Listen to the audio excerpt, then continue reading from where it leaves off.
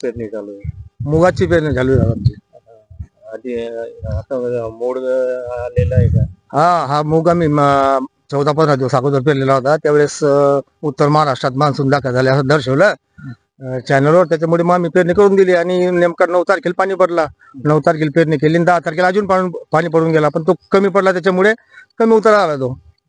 आधी मुंग पेरणी झाल्यानंतर मग त्यावेळेस खर्च किती आला होता? त्यावेळेस आम्हाला जेवढे आहोत वगैरे माणसं असं करून आम्हाला 10-12 हजार रुपये ठेवून गेला होता. पाऊस नाही आला तर मग ते मोड करावं लागतं. हा मोड करावा लागला आणि त्यावेळेस बियाणं घरचं होतं. आता आम्हाला तर विकत घेऊन पेरावं लागतंय परत मोड आल्यावर. म्हणजे आता शेतात पुढे मोड जे पीक आहे पावसाविना जे पीक मेलेलं आहे त्याच्या पुढे आपण रोटा करताय. हा रोटा करून आता दुबार पेरणी करतोय आणि लगेच पेरणी करताय. हा दुबार पेरणी. आणि अजून पाहिजे त्या प्रमाणात पाऊस नाही आणि परत येईल का नाही ती गॅरंटी. पावसाचं काय खरं आता असा एवढा 15 दिवस काढून गेले, मान्सून येत आहे जाता त्याच्यामुळे काय शक्य आहे की ते पुढे पूर्ण होईल असं. आणि आता तरी आपण पेरण्याची हिंमत करताय. हा मग आता त्याला पर्याय नाही, शेतीचा आपला व्यवसाय आहे त्याच्यामुळे आपला दुसरा पर्याय नाही कुठला. बरोबर. काही भागामध्ये पाऊस होतोय, काही भागात पाऊस होत नाही. हा सर्व निसर्गाचा खेळ आहे. आता बाकीच्या काही एरियामध्ये पाणी पडतोय, आमच्या नेमका 7-8 खेड्यामध्ये पाणी पाऊस पडत नाहीये.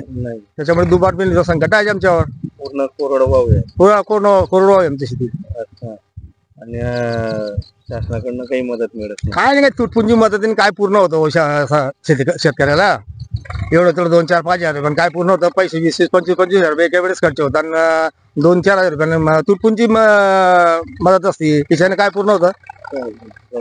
आणि बियाणे वगैरे सगळ्यांचा भाव वाढलाय. हा मग आता ते आपलं घरचं बियाणं आता आपण 100 रुपये क्विंटल, आपलं 1000 रुपये क्विंटल मूग विकला तर आपल्याला 15,000 क्विंटल मूग विकला जातो. आता बियाण्याचा 150 रुपये किलो आहे बियाणं मुगाचं.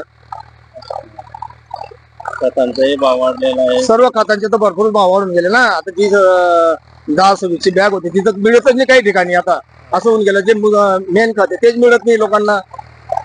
शेतकऱ्यांचं ज्या वेळेस माल घेतो तेव्हा भाव नसतो. नसतो त्यावेळेस भाव, आणि बियाणं विकत घ्यायला की त्यावेळेस भाव बघून दाबून पैसे घेतात बी बियाणेवाले सर्व. किती दादा हे क्षेत्र आपलं? हे क्षेत्र आमचं 2.5 एकर.